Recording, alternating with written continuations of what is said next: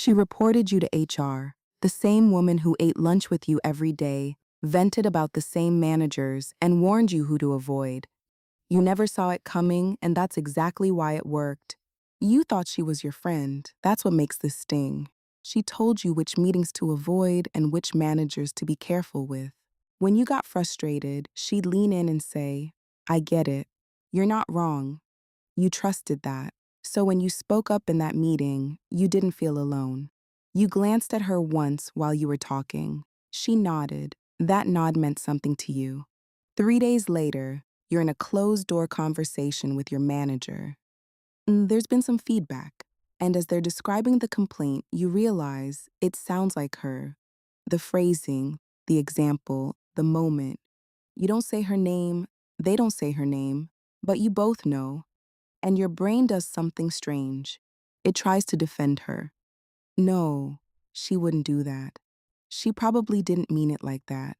Maybe someone else said it. Because admitting the truth is uncomfortable. She didn't confront you, she escalated you. And that's the part nobody teaches you. Workplace betrayal rarely looks dramatic. It looks polite. It looks like, "I just wanted to flag something." You didn't yell in that meeting. You didn't insult anyone. You challenged an idea. You asked for clarity. You pointed out a risk. You were firm, maybe even confident. After the meeting ended, she smiled, said, "That was bold," said it in a tone that sounded impressed. But here's what you didn't see. Later that afternoon, she stopped by your manager's desk, or sent a Slack, or mentioned it in a one-on-one, and she didn't say she was wrong. She said, "I just think the delivery could have been softer. It felt a little intense. I'm just worried about how it's landing." Worried, concerned, flagging, that language is clean, responsible, non-aggressive. It sounds like someone protecting the team, not undermining you. That's why it works. And here's the part that hurts even more. She might genuinely like you. People are complicated. She can enjoy your company and still feel threatened by your presence. You speaking confidently in a room changes the hierarchy. If she's used to being the go-to voice and suddenly you're matching her clarity or surpassing it, something shifts. And sometimes, instead of adjusting upward, people stabilize downward, not through confrontation, through documentation. Because in corporate environments, discomfort doesn't get resolved, it gets recorded. You thought the meeting was the conversation. It wasn't. The meeting was the performance. The real conversation happened after, when you weren't there. Now, your manager is saying, multiple people have noticed. Multiple. That word is heavy. Because now, it's not one opinion. It's a pattern, except you only know about it because it finally reached a threshold. That's how this works. Here's how the math actually works. 1 comment, noted. 2, watched.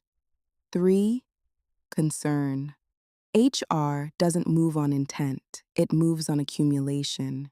You can be factually correct every time, but if the narrative forming around you is difficult, that becomes the headline. And headlines are hard to reverse. And there's something nobody wants to say out loud. When a man speaks firmly, it reads as conviction. When a woman does it, it may read as sharp. When a man pushes back, it's strategic. When women do it, it's emotional. And if you're a Black woman, the margin is thinner. Too quiet and you're overlooked, too direct and you're labeled. You learn to monitor your tone, your face, your pauses, your volume, not because you're insecure, because you understand pattern recognition. And sometimes the people who report you aren't trying to destroy you. They're trying to protect themselves from feeling small, from losing influence, from losing comfort. And instead of saying, "That caught me off guard," they say, "I'm concerned about her tone." Concern is safer. Concern gets listened to. Now here's where most people spiral. They start replaying everything. Should I not have said that? Was I too blunt? Am I too much? Or they shut down, stop contributing, stop challenging, shrink. That's the trap, because now the narrative shifts again. She's disengaged. She seems withdrawn. You can't win by disappearing.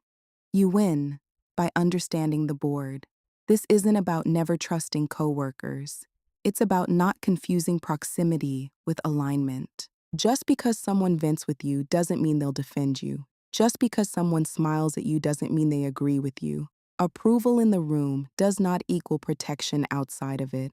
So what do you do with all of this? You stop assuming silence means safety. After high-friction meetings, you follow up, not because you're nervous, because you're intentional. Appreciate the discussion earlier, just summarizing key points and next steps. That email isn't defensive, it's stabilizing. If someone frames you as aggressive, but your written tone is structured and calm, the story weakens. You also stop building friendships at work and start building witnesses. People who have seen you lead well, collaborate well, handle disagreement without flinching, because when a narrative forms around you, counter-narrative is the only thing that slows it. If someone says she can be abrasive, and three others say that hasn't been my experience, the momentum shifts, and when you speak up in rooms, you don't go softer, you go strategic, pre-frame your challenges. I could be missing something, but I'm just offering another perspective. You're not dimming yourself. You're lowering ego threat. Because ego threat is almost always what gets escalated. And here's something uncomfortable. Sometimes the report isn't about what you said, it's about where you're going. If you're gaining visibility, leading projects, being trusted more, you are shifting internal balance. Some people protect balance, not fairness, balance. They don't want you fired. They just don't want you ahead of them. So they document you, quietly. That's why this feels confusing. Because the betrayal isn't loud. It's procedural. And here's the empowering part. If you've been reported, it means you are not invisible. Invisible employees don't trigger escalation. You're being felt. Now refine how you land. Control context. Control follow-up. Control perception. Not obsessively, intentionally, because the workplace isn't just about doing good work. It's about how that work and you are interpreted. You thought she was your friend. Maybe she was. Maybe she still is. But friendship at work does not override survival instincts. And once you understand that, you stop being blindsided. You stop assuming the meeting was the only conversation. You stop mistaking nods for loyalty. They smiled in your face. That's fine. Just make sure when your name comes up in a room you're not in, the story attached to it is calm, valuable, and hard to distort. That's not paranoia. That's positioning. And positioning is protection.